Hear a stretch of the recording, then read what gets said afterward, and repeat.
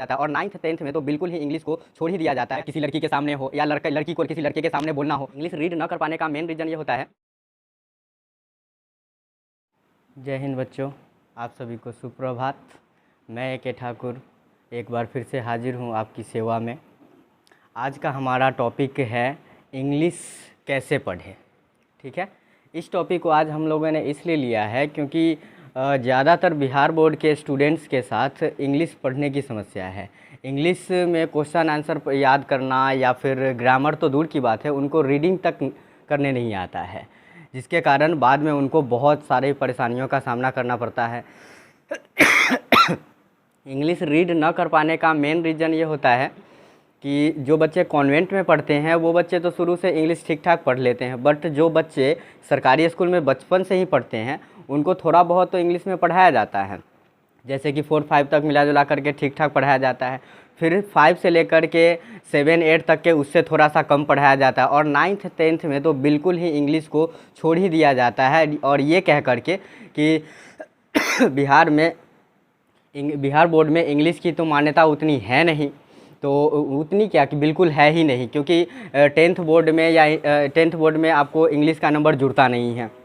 इस वजह से टीचर्स लोग मना कर देते हैं कि 10th बोर्ड में तुम्हारा नंबर इंग्लिश का तो जुड़ेगा नहीं मेन नंबर में, तो इससे बेहतर है इंग्लिश पर जो तुम फोकस करेगा, बेहतर है किसी अदर सब्जेक्ट पर फोकस कर लो, ताकि उसमें नंबर ज़्यादा हो जाएगा तो तुम्हारा रिजल्ट पर ज़्यादा अच्छा प्रभाव पड़ेगा। और इस वजह से बच्चे इंग्लिश में कमज़ोर हो जाते हैं, और परेशानियों का सामना तब करना पड़ता है जब यही बच्चे जब इंटर में जाते हैं और साइंस कॉमर्स लेकर के जब पढ़ाई करना शुरू करते हैं, तो उनको सबसे पहले प्रॉब्लम आती है इंग्लिश। सारे बुक्स इंग्लिश में पढ़ने होते हैं। उन बुक्स को इंग्लिश में पढ़ना, फिर जा कर के उसको ट्रांसलेट करके हिंदी में खुद को समझाना कि हाँ क्वेश्चन ये कह रहा है या फिर ये लाइन से ये मतलब निकलता है, इन सारे चीज़ों को समझ पाना उस समय उन लोगों के लिए बहुत सारा दिक्कत हो जाता है, जो बच्चे इंग्लिश पर शुरू से फोकस नहीं किए हुए रहते हैं। पर अब हम लोग कोशिश करेंगे कि इंग्लिश हमारे लिए थोड़ा सा आसान शुरुआत से लेकर के हम लोग चलेंगे। अब जैसे देखिए, अंग्रेज़ लोग हैं तो वो लोग इंग्लिश बोलते हैं, बचपन से ही बोलते आ रहे हैं, उन लोगों को ग्रामेटिकल इन सब का दिक्कत नहीं होता है, वो लोग बचपन से ही बोलते आ रहे हैं। अगर हम अपनी एग्जांपल लें तो हम लोग जन्म लेते हैं और हिंदी बोलना शुरू करते हैं, इस वजह से हिंदी में हर्षिकार दुर्गुकार कैसा होता है इस पर न फोकस करते हुए डायरेक्ट हम लोग बोलते रहते हैं, या फिर लिखना होता है लिखते हैं। पर अगर व्याकरण के अनुसार हिंदी को भी अगर पढ़ा जाए और देखा जाए तो इंग्लिश से भी थोड़ा सा ये टफ हो जाता है, पर बचपन से हम लोग इसको बोलते हैं, इस वजह से हिंदी हमें आसान लगती है। और ज़्यादातर स्टूडेंट्स को तो इंग्लिश हार्ड लगती है, क्योंकि बचपन से उनको ढंग से पढ़ाया नहीं गया हुआ रहता है, इस वजह से वो लोग इंग्लिश पर उतना फोकस करना ही नहीं चाहते हैं। ठीक है, पर हम लोग अब कोशिश करेंगे कि इंग्लिश को थोड़ा अच्छे से रीड करें, ताकि क्वेश्चन आंसर याद करने में या फिर ग्रामर समझने में इन सब में कोई प्रॉब्लम नहीं आए, और अगले क्लास में हम लोग जिस क्लास में जो भी सब्जेक्ट लेकर के पढ़ाई करें उसमें हमें कहीं से भी कोई दिक्कत नहीं आए। तो हम लोग शुरुआत करेंगे इसे हिंदी से। हिंदी में टोटल लेखन के आधार पर, यानी कि लिखते जो है वो 56 वर्ण होते हैं। ठीक है, और 56 वर्ण में उच्चारण के आधार पर जो होता है, जो हम लोग बोलते हैं, जिस तरह से बोलते हैं उस प्रकार से इसी वर्ण को हम लोग 52 वर्ण मानते हैं। उच्चारण के आधार पर 52 और लेखन के आधार पर 56 होता है, जिसमें 11 स्वर वर्ण होता है, अ आ ई उ ऊह री ए ओ औ।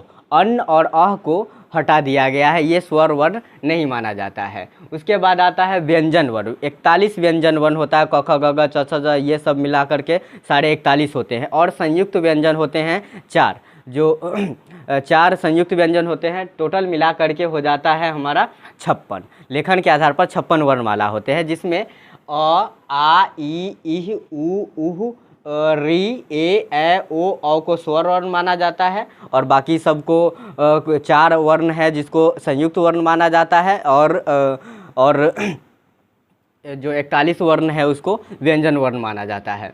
तो हम लोग सबसे पहले समझेंगे कि इंग्लिश पढ़ने के लिए हमारे लिए ज़रूरी क्या है। ये जो अ आ ई क ख ग घ च छ ज है ना, यहीं से सारा चीज़ हमारा कंप्लीट होगा। इसका इंग्लिश अगर हम लोग समझ गए तो सारे वर्ड्स का इंग्लिश हम लोग समझ सकते हैं, याद कर सकते हैं, लिख सकते हैं, बोल सकते हैं, पढ़ सकते हैं, हर चीज़ कर सकते हैं। जैसे अ हुआ तो अ का इंग्लिश होता है ए, आ का इंग्लिश होता है डबल ए, हर्ष ई का इंग्लिश होता है आई, दीर्घ ई का इंग्लिश होता है डबल ई, हर्ष उ का इंग्लिश होता है यू, दीर्घ उ का इंग्लिश होता है डबल ओ, और ए का इंग्लिश होता है ए ई, और ए का इंग्लिश होता है ए आई, ओ का होता है ओ का होता है ए यू, और अन का होता है ए एन, और अह का होता है ए एच। यहीं से सारे वर्ड्स का निर्माण होगा। अब देखते हैं कैसे। जैसे अ का कोई मात्रा नहीं होता है तो इसको अकार ही हम बोल सकते हैं। जैसे क, तो क का स्पेलिंग हम क्या करेंगे, के से क, ठीक है, के से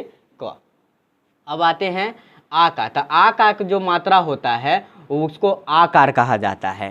तो आकार, जैसे क में हम आकार की मात्रा जोड़ देंगे तो हो जाएगा आकार का। अगर हम इसी का इंग्लिश करें तो के से क, और आ का स्पेलिंग क्या था, यहाँ पे डबल ए था। पर ज़्यादातर जगह पे हम लोग डबल ए के जगह पे हम लोग ए ही यूज करते हैं। ज़्यादा पे जहाँ पे ज़्यादा प्रेस पड़ता है आकार की मात्रा पे, वहाँ पर हम डबल ए का यूज करते हैं। पर जहाँ पे ज़्यादा प्रेस नहीं पड़ता है तो वहाँ पे हम केवल एक ही ए का यूज करते हैं। तो के में हम ए यहाँ पर लगा देंगे, बन जाएगा क्या, का।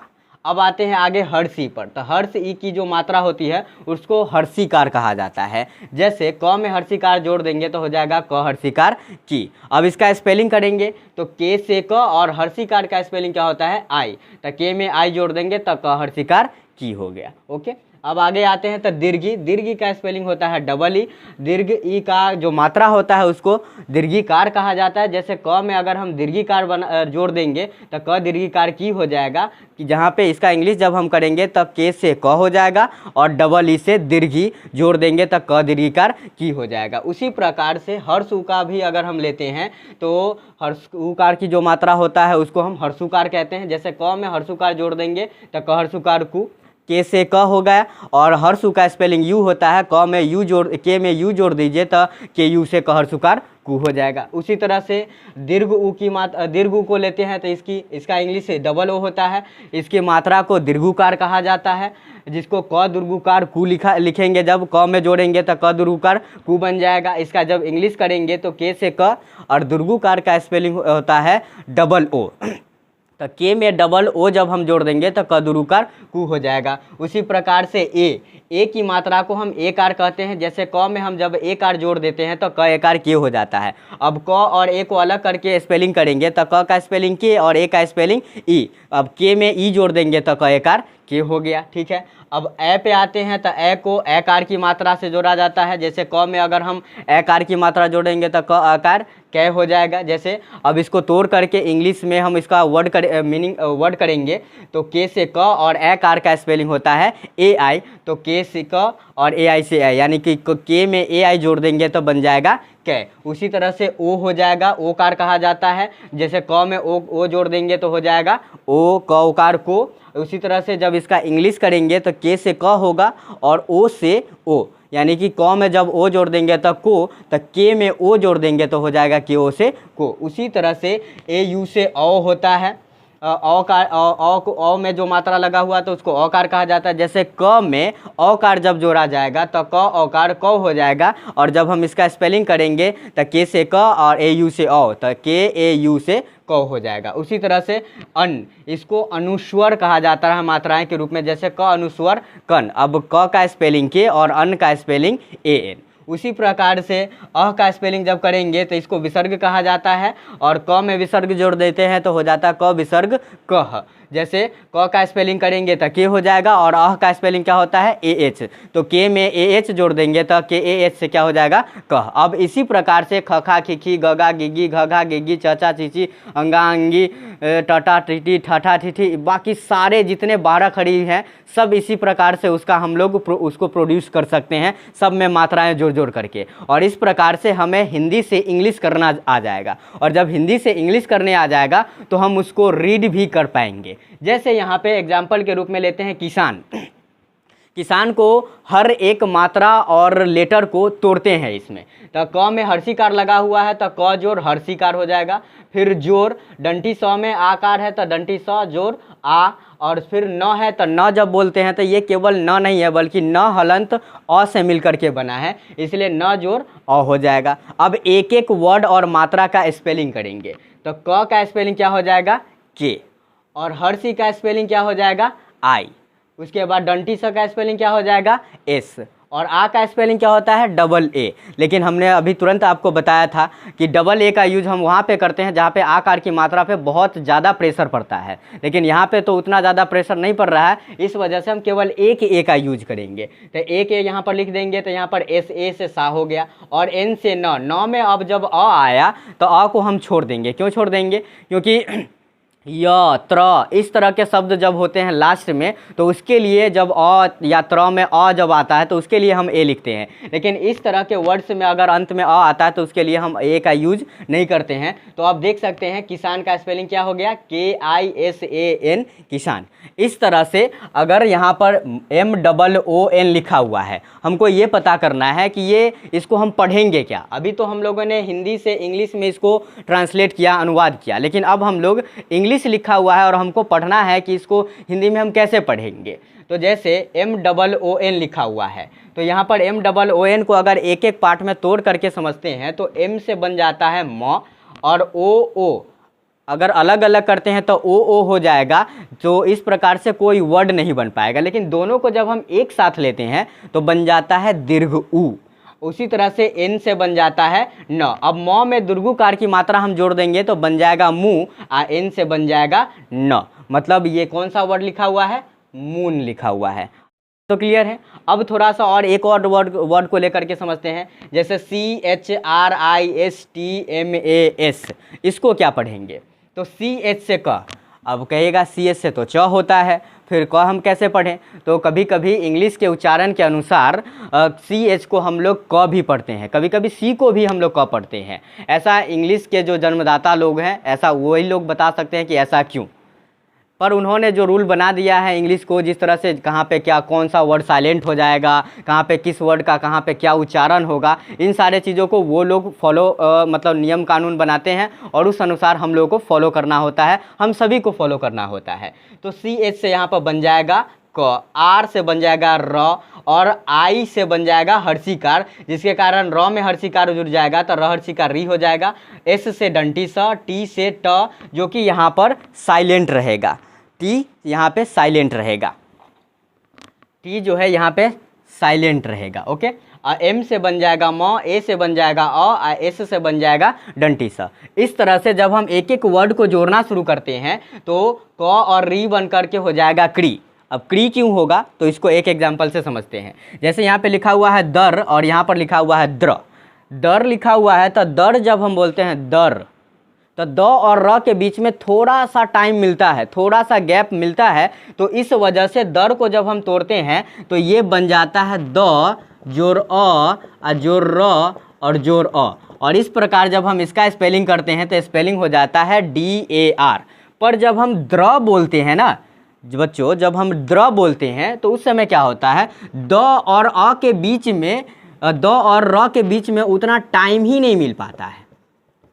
जैसे बोलकर आप लोग भी ट्राई कीजिए, द्र, द और र लगता है कि एक साथ एक बस जस्ट झटके में आ गया। तो इस वजह से द और र के बीच में कोई गैप नहीं होता है, कोई टाइम नहीं होता है, इस वजह से वहाँ पर अ नहीं आता है, डायरेक्ट र आ जाता है, र के बाद अ आता है। इसलिए जब हम इसका स्पेलिंग करते हैं तो क्या हो जाता है DRA, मतलब कि द्र।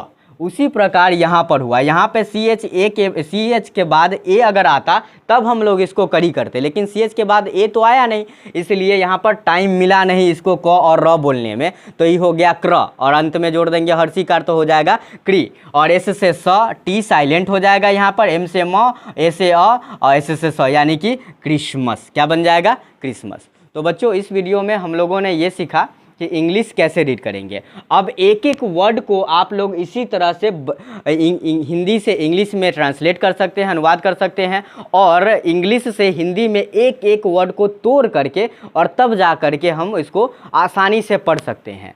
आशा करता हूं कि आप लोगों को ये वीडियो ज़रूर पसंद आएगा। अगर पसंद आएगा तो वीडियो को लाइक कीजिएगा।